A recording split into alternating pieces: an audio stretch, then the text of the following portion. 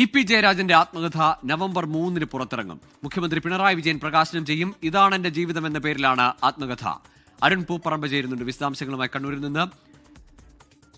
അരുൺ, കട്ടൻ ചായയും പരിപ്പുവടയും ഒരു കമ്മ്യൂണിസ്റ്റിന്റെ ജീവിതം എന്ന തലക്കെട്ടൊക്കെ മാറുന്നു. ഇതാണ് എന്റെ ജീവിതം എന്ന പുതിയ തലക്കെട്ടിൽ പുസ്തകം ഇറങ്ങുമ്പോഴുള്ള രാഷ്ട്രീയ ആകാംക്ഷ. കട്ടൻ ചായയും പരിപ്പുവടയും ഒരു കമ്മ്യൂണിസ്റ്റിന്റെ ജീവിതം എന്ന പേരിൽ ഇ.പി. ജയരാജൻ ഒരു ആത്മകഥ പുറത്തിറക്കുന്നു എന്ന പ്രഖ്യാപനം നേരത്തെ DC ബുക്സ് അത്തരമൊരു പ്രഖ്യാപനം നടത്തിയിരുന്നു. അത് പിന്നീട് വലിയ വിവാദമായതും നമുക്കറിയാം. അതിന്റെ PDF ഭാഗങ്ങൾ, അതായത് ആത്മകഥയുടെ PDF ഭാഗങ്ങൾ എന്ന പേരിൽ ചില ഭാഗങ്ങൾ പുറത്തിറങ്ങുകയും അതിൽ രണ്ടാം പിണറായി സർക്കാരിനെതിരെയും CPM-ന്റെ പ്രവർത്തന രീതിയെ സംബന്ധിച്ചൊക്കെ വലിയ വിമർശനം അതിൽ പുറത്തിറങ്ങിയ PDF ഭാഗങ്ങളിൽ ഉണ്ടായിരുന്നു. അത് പിന്നീട് വിവാദമായി മാറി. അത് നിഷേധിച്ചുകൊണ്ട് ഇ.പി. ജയരാജൻ തന്നെ രംഗത്ത് വന്നു.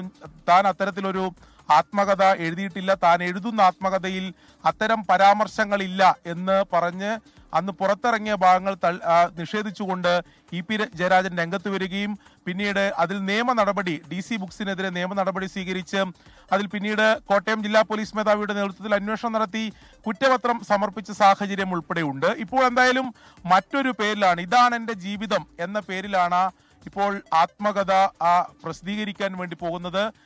മാതൃഭൂമി ബുക്സ് ആണ് പുതിയ പ്രസാധകർ. നവംബർ 3 വൈകിട്ട് കണ്ണൂർ ടൗൺ സ്ക്വയറിൽ വെച്ച് നടക്കുന്ന പരിപാടിയിൽ മുഖ്യമന്ത്രി ഈ ആത്മകഥ പ്രകാശനം ചെയ്യും. സ്വാഭാവികമായും നേരത്തെ തന്നെ അന്നിറങ്ങിയ പരാമർശങ്ങൾ തന്റെ പുസ്തകത്തിൽ ഇല്ല എന്ന് ഇ.പി. പറഞ്ഞതാണ്. സ്വാഭാവികമായും പുതിയ പുസ്തകത്തിൽ അത്തരം പരാമർശങ്ങൾ ഉണ്ടാകാനുള്ള സാധ്യതയുമില്ല.